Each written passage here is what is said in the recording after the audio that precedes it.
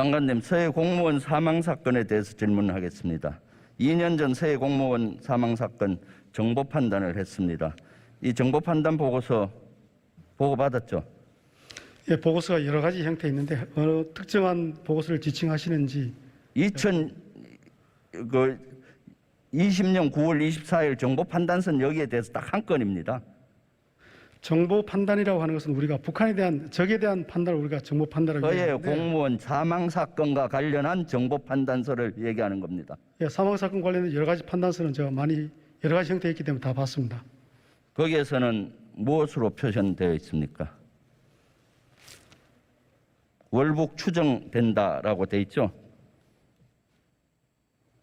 월북 추정과 그다음에 시신 소감 문제, 이 두 가지가 핵심 내용으로 되어 있습니다. 그러니까 월북 추정된다고 돼 있고 현재 합참면도 월북 추정이 맞다라고 현재 했고 아닙니다. 현재 국방부- 합참이 월북 추정이 맞다라고 이야기한 적은 없습니다.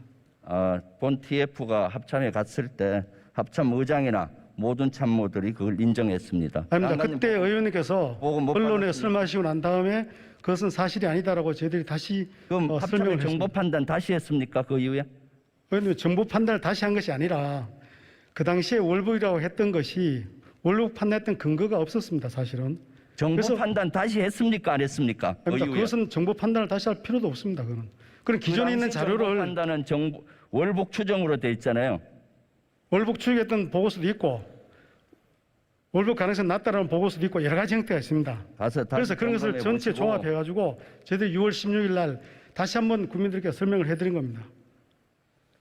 6월 16일 최종 수상 발표 때 국방부는 관련 내용을 다시 한번 분석한 결과 자진 월북을 입증할 수 없다 했죠.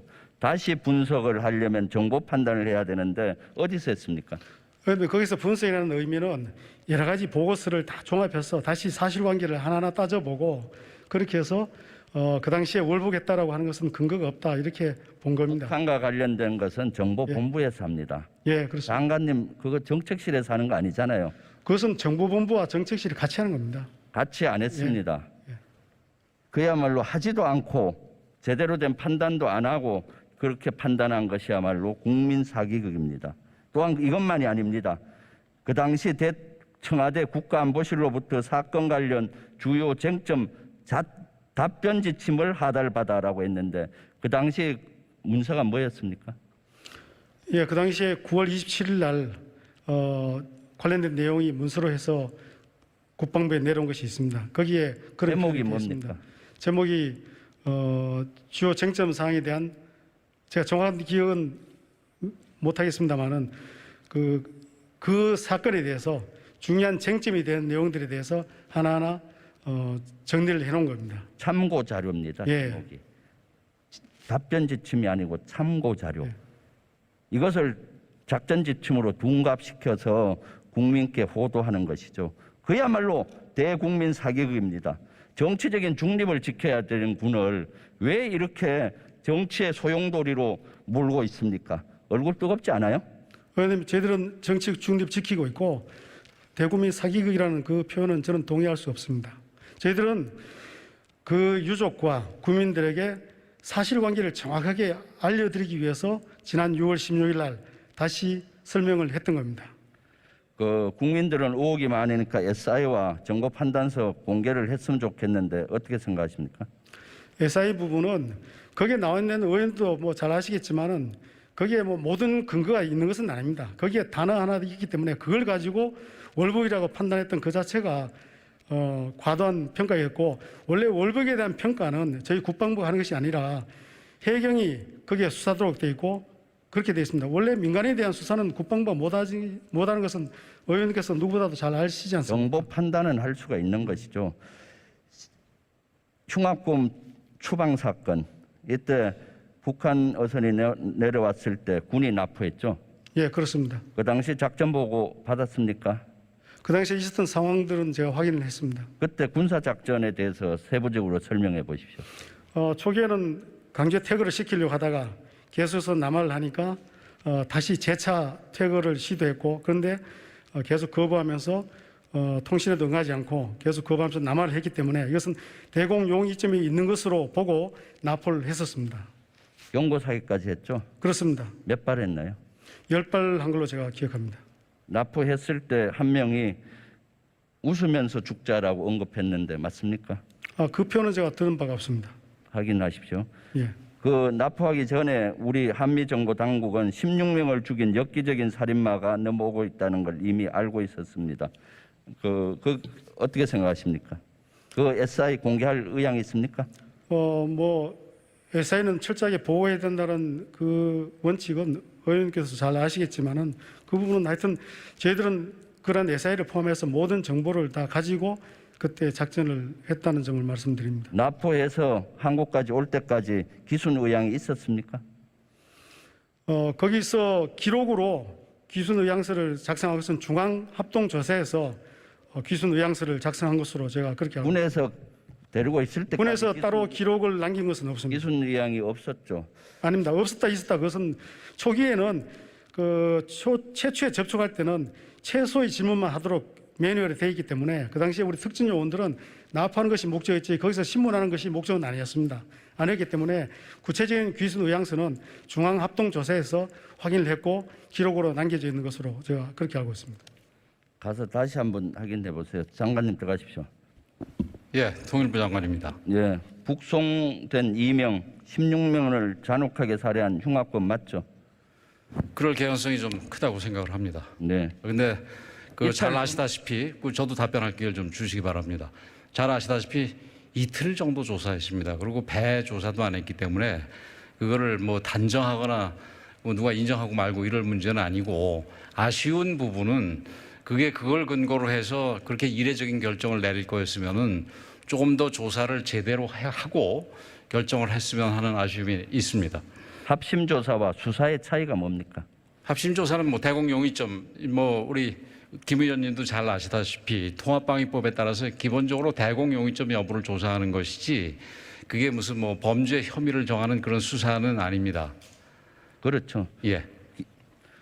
대공용의점과 기순 여부까지만이 조사고 예, 기순이 그렇죠. 되면은 우리 수사로 넘어가는 거죠. 그렇죠. 예. 이탈 주민 가운데 실제로 살인해서 넘어온 이는 있습니까? 예, 있는 걸로 알고 있습니다. 몇 명 있죠? 예, 살인과 관련된 부분이 여태까지 그래서 보호 지원을 받지 못한 사람이 6명 정도 되고 살인한 이는 한 명. 그러니까 직접 살인을 한 명으로 알고 있습니다. 직접 살인한 한 명 국내법으로 처벌했습니까? 거기는 뭐 좀 미성년이고 그래서 처벌은 안 된 걸로 알고 있습니다. 네, 흉악범 이명도 국내에 왔을 때는 처벌이 좀 제한됐을 겁니다. 예, 그거는 그렇게 동의하지 않습니다. 실제로 이 약취 유인해서 북한으로 중국에서 유인한 귀순자가 한국에서 처벌된 전례가 있습니다. 장관님, 국내에 정착한 살인자 한 명, 예, 비보호 이탈 주민이잖아요. 예. 우리 비보호 이탈 주민에 대한 혈세로 지원하는 항목이 어떤 겁니까? 정착 지원금이라든지 주거 지원금이라든지 이런 거는 안 주더라도 최소한의 생계를 유지할 수 있는 비용은 지급하는 걸로 알고 있습니다. 직업훈련, 영농 예, 정착 지원, 그렇습니다. 국민연금 예. 특례 지원 등 혈세로 많이 지원합니다. 이런 인원들이 처벌받지 않고 정착한다면 우리 혈세로 지원될 뿐만 아니라 이웃에 있다면은 국민들이 위협을 느끼지 않겠습니까? 북한에서 넘어온 이탈 주민뿐만이 아니라 우리 내부에서도 범죄자들이 굉장히 많습니다. 그래서 그런 범죄자들에 대해서 우리가 사회로부터 좀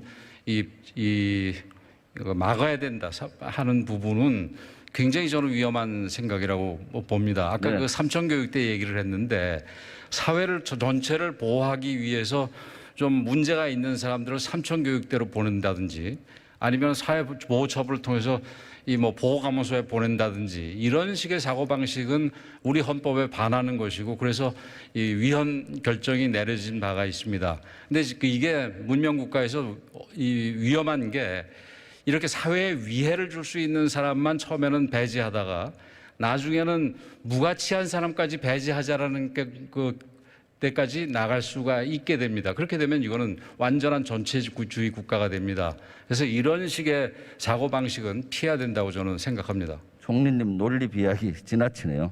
아닙니다. 저는 흉악범 굉장히 2명 논리적으로 얘기했다고 총리님, 생각합니다. 흉악범 2명 추방 사건에 대해서 통일부 현재 입장이 뭡니까?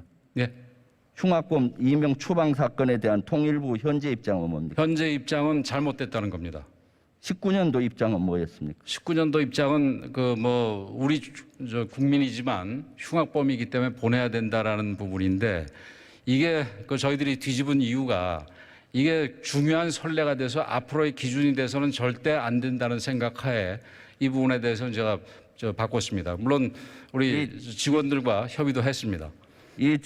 이것은 통일부 장관 지침에 의해서 바꿔진 것이죠. 통일부 장관이 그러니까 그 지난번에 이제 TF의 대표로 오셨을 때 얘기인데 그때 그 전에 그 이런 사항들이 결정이 될 때 지난 정부에서는 주로 안보실에서 결정이 됐는데 이번 정부에서는 통일부가 주도로 결정이 됐다라는 걸 강조해서 말씀드리기 위해서 통일부 장관이 했다는 얘기지 통일부 장관이 독단적으로 이 주변 참모들하고 상의도 없이 했다는 얘기 절대 아닙니다.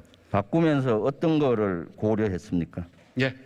바꾸면서 헌법과 헌법적인 들어가보고 가치, 싶은 거 봤습니까? 인권 뭐 이런 부분들입니다. 그건 뭐 저희들이 이건 불가침의 가치라고 생각을 합니다. 참고 자료 봤습니까? 무슨 합동 신분 조사라든가 국방부 SI 자료라든가 그런 거는 못 봤습니다. 그럼 자료 없이 독단적으로 바꾼 근데 자료를 봐봐야 뭐 어떻게 죽였느니 뭘로 죽였느니 이런 정도지 근본이 변하는 건 없습니다. 자료도 보지 않고 어떻게 아세요?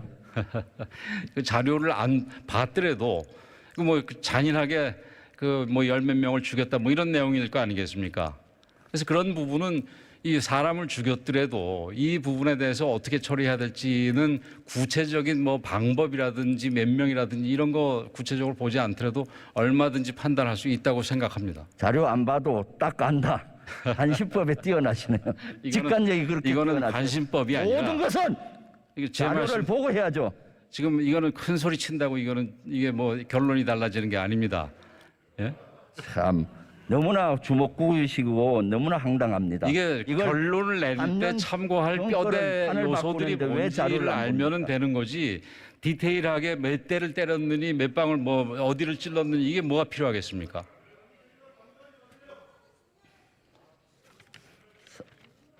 통일부 노조가 여기에서 해서 반박문을 냈는데 알고 있습니까? 예, 잘 알고 있습니다. 그 반박문 내용 읽어보십시오. 지금 뭐 제가 갖고 있질 않아서 모르는 지금 저 구체적으로는 말씀을 못 드리겠는데 그게 나자마자 제가 그 통일부 노조위원장을 좀 보자고 했습니다. 그랬더니만 그 친구가 이 코로나에 걸려가지고 격리 중이라서 만나질 못하고 그래서 담당 국장이 그 통화를 했습니다. 그래서 통화를 하니까 충분히 이해됐다 그러고 격리 끝난 다음에 제가 그래도 좀 보자 그랬더니 이미 충분히 얘기를 해서 이해를 했기 때문에 굳이 장관님까지 뵐 일은 없다 그래가지고 그래서 지나갔습니다. 시간이 없으니까 노조 이거 한번 읽어보십시오. 예, 읽어봤습니다. 예.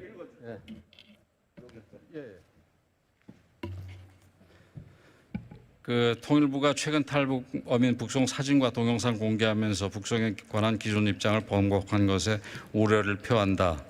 상황 변화가 있었는지 의아할 따름이다. 근데 이거하고 이것뿐만이 아니라 다 읽어보세요. 예, 통일부가 사진과 동영상을 공개하고 입장을 번복함으로써 논란의 핵심에 서게 된 것은 유감이고 앞으로 일관되고 신뢰성 있는 통일 정책을 추진하는 데 악영향을 줄 것이다. 뭐 이 정도만 읽겠습니다.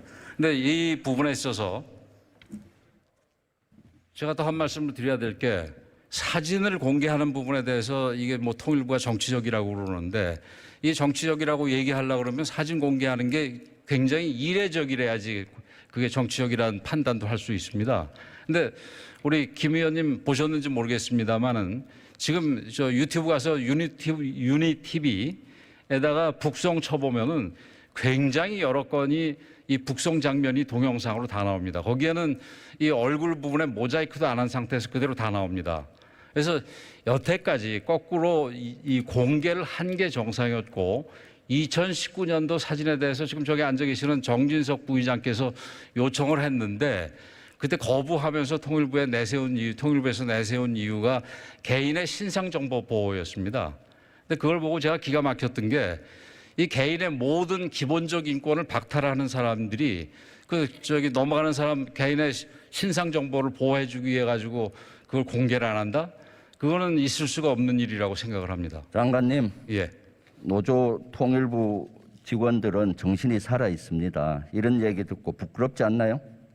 그 전혀 부끄럽지 않고 그 지금 조금 아까도 말씀을 드렸습니다마는 그 노조 위원장하고 저한테 얘기를 해라, 내가 설명을 해주겠다 그랬더니 자기 이제 설명을 다 들어서 이해가 됐기 때문에 장관을 만날 필요가 없다라고 얘기를 굳이 안 만나셔도 된다 얘기를 해서 안 만난 걸 뿐입니다. 다시 노조위원 그 발표문을 보시고 예. 질의하세요. 근데 거기 들어가세요. 얘기한 것 중에 이 노조 예, 위원장이 들어가셔도 좋습니다. 예. 들어가세요. 끝났습니까? 예.